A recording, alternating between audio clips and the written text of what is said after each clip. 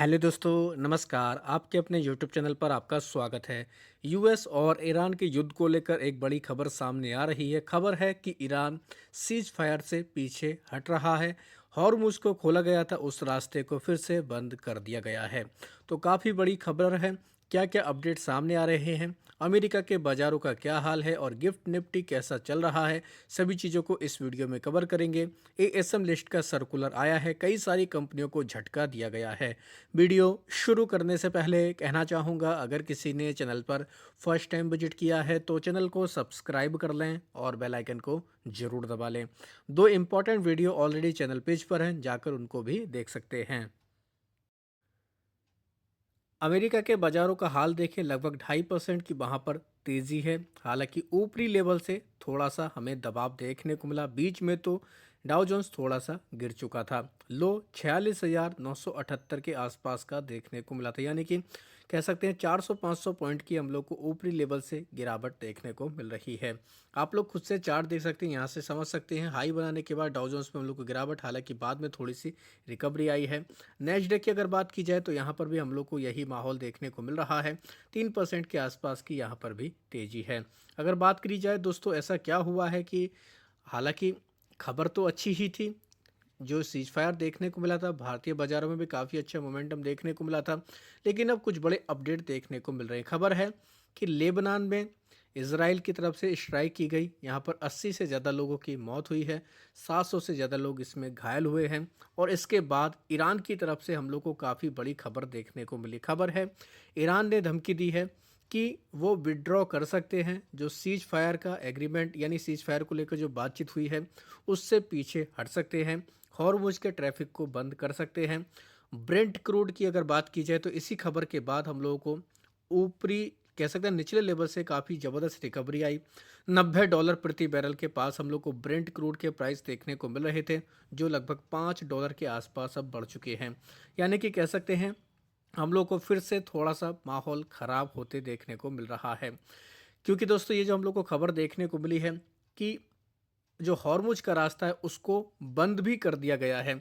Cease fire की खबर के बाद दो जहाज़ों को, दो ऑयल टैंकर थे, उनको आसानी से निकाल दिया गया। लेकिन फिर से दोस्तों ईरान की तरफ से इस रास्ते को बंद कर दिया गया है। ये कहीं ना कहीं दोस्तों कह सकते हैं फिर से हम लोगों को ये मामला गंभीर होते देखने को मिल रहा है।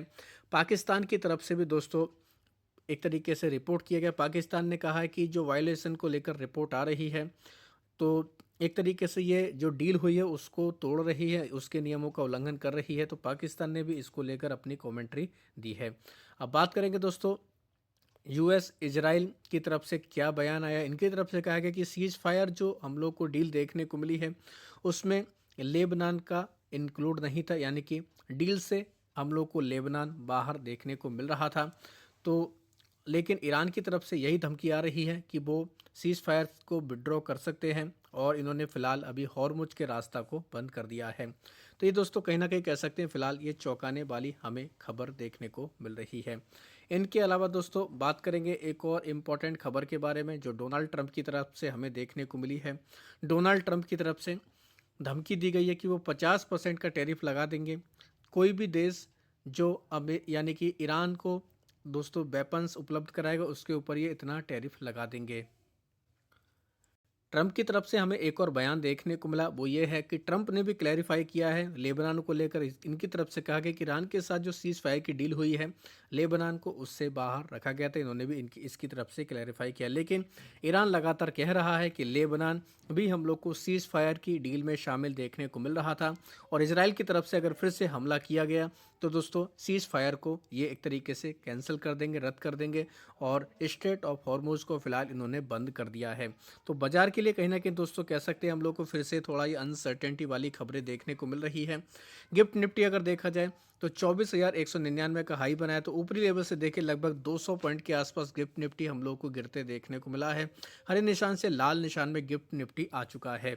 इनके अलावा अगर बात की जाए दोस्तों सीज फायर को लेकर मीटिंग कब होने वाली दोस्तों? इस्लामाबाद में यानी कि पाकिस्तान में हम लोग को ईरान यूएस की 10 अप्रैल को मीटिंग देखने को मिलेगी। इसमें बाकी चीज़ों पर चर्चा की जाएगी।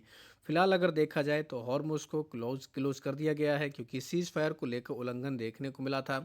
ईरान ने फिलहाल सीज फायर से निकलने की धमकी दी है। तो ये कहीं ना कहीं दोस्तों कह सकते हैं फिलहाल चिंताजनक खबर देखने को मिल रही, क्योंकि जब सीज फायर का ऐलान किया गया था तो ईरान के कुछ ऑयल रिफाइनरीज पर हम लोग को इजराइल की तरफ से हमले भी देखने को मिले थे। अब बात करेंगे एएसएम लिस्ट के बारे में। शॉर्ट टर्म का सर्कुलर आया है, 80 से ज़्यादा कंपनियों को झटका दिया गया है। 80 से ज़्यादा कंपनियों को शॉर्ट टर्म की एएसएम की लिस्ट में आज के दिन ऐड कर दिया गया है, क्योंकि लगातार इन कंपनियों में काफ़ी ज़्यादा हलचल देखने को मिली थी। इस वजह से इनके ऊपर ये एक्शन हुआ है। तो नाम पढ़ सकते हैं आप लोग। सर्कुलर कल बाजार ओपन होने के दौरान लागू हो जाएगा।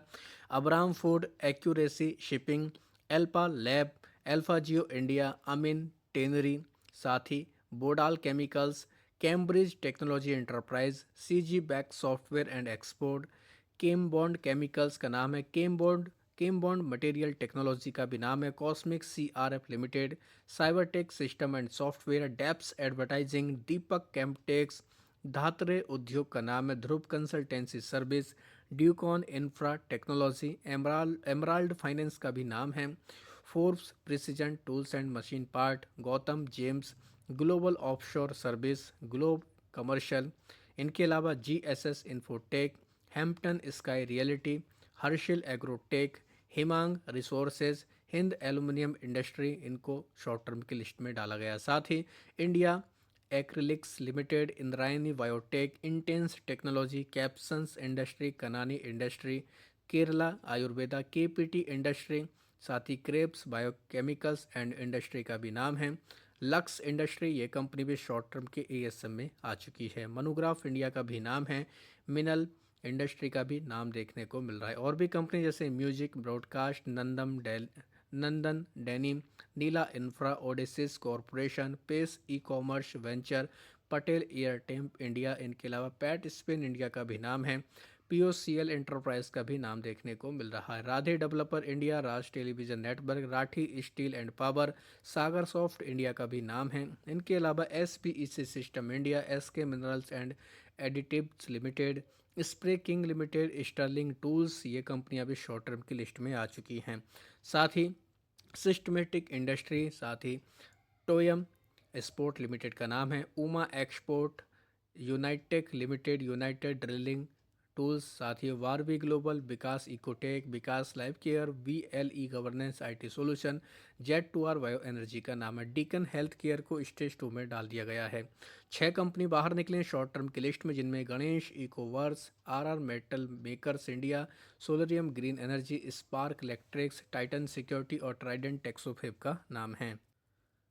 लॉन्ग टर्म के एएसएम की लिस्ट में भी 9 कंपनियों के ऊपर एक्शन देखने को मिला। टोटल कह सकते हैं हम लोग को 100 के आसपास कंपनियों के ऊपर एक्शन देखने को मिला। 100 कंपनियों को झटका दिया गया, जिनमें AI K pipe and polymer, Cosmo ferrites, Epsom properties, Ganesha Ecoverse, Gayatri bio organic, I Incon engineer, Kesar enterprise, solarium green energy, spark electrics का नाम है। Basil pharma, Hindustan urban infra और क्वेस्ट फ्लो कंट्रोल्स को स्टेज 2 में डाल दिया गया है। साथ ही अगर देखा जाए 88 कंपनी ऐसी हैं, 88 कंपनियां जिसके प्राइस बैंड भी बदले गए हैं। देख सकते हैं आप लोग। विकास लाइफ केयर का 10%, हिंदुस्तान मोटर का 10%, global offshore service, Bondada engineering, quest flow control, Nova Agritech, Abram food, Essex marine, साथ ही यजूर फाइबर, इन सभी के प्राइस बैंड 10-10% किए गए हैं। ये 9 अप्रैल यानी कल से ही लागू हो जाएंगे। इनके अलावा और भी कई सारी कंपनियां हैं।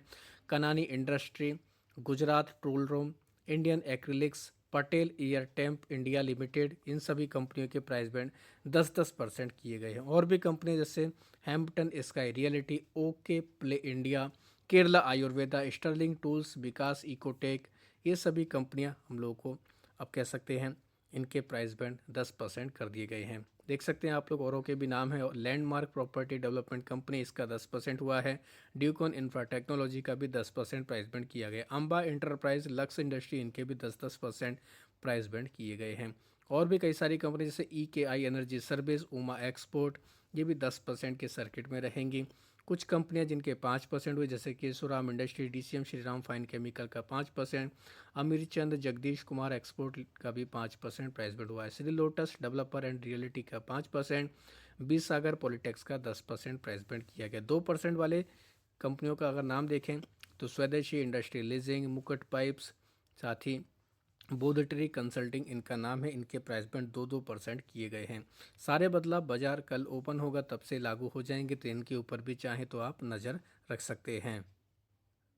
तो दोस्तों ये थे कुछ लेटेस्ट अपडेट जिनकी वजह से कह सकते हैं इन कंपनियों के ऊपर असर पड़ सकता है। आप चाहें तो इनको डिटेल में पढ़ सकते हैं। वीडियो अगर आपको पसंद आया तो चैनल को सब्सक्राइब कर लें और बेल आइकन को ज़रूर दबा लें।